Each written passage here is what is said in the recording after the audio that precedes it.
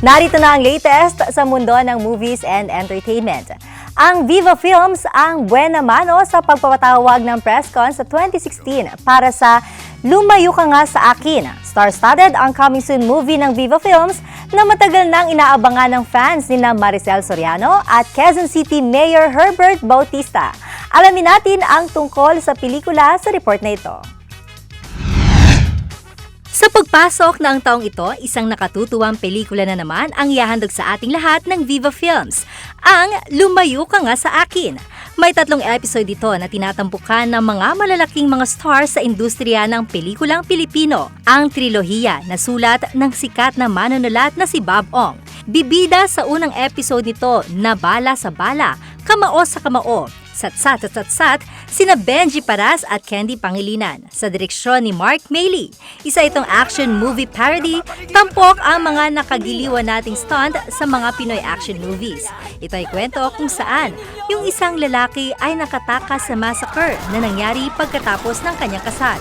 Makakakilala at mai-inlove siya sa isang aktres na magiging daan upang matagpuan niya ang drug lord na pakana ng nasabing massacre. Po ay si Divina Tuazon, actually. Tuazon, isa po akong diva dito, na partner po ako ni Benji sa episode 1 na action po ang genre po namin, Bala sa Bala. Bidang babae na mahina, pero dito po ay makikita nyo na ako po ang nagpipilit sa sarili ko na ako ay mapakidnap, yung mga ganon. Susundan naman ito ng Shake, Shaker, Shakest. Isang horror movie parody naman ang pangalawang episode.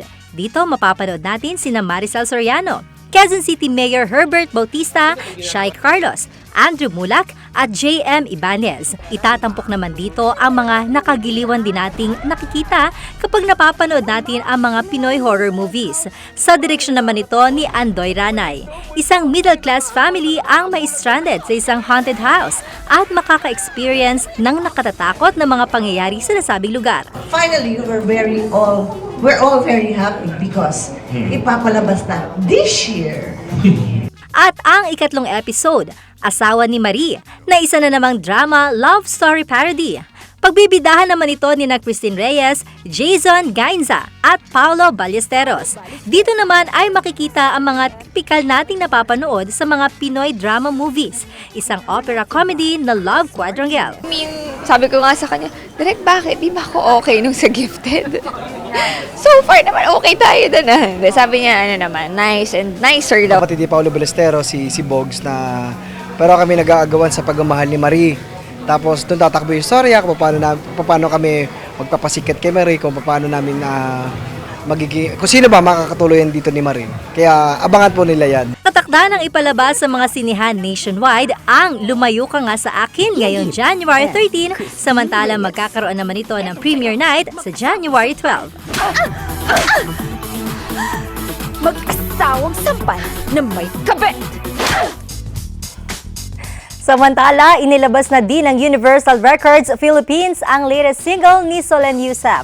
Ang awitin niya ay pinamagatang Kilig.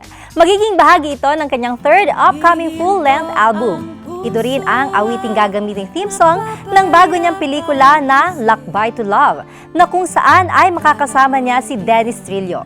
Nakatakda namang ipalabas ang Lakbay to Love sa lahat ng mga sinihan nationwide simula sa 3 ng Pebrero. Abangan ang ilan pang updates sa mundo ng entertainment maya-maya lamang.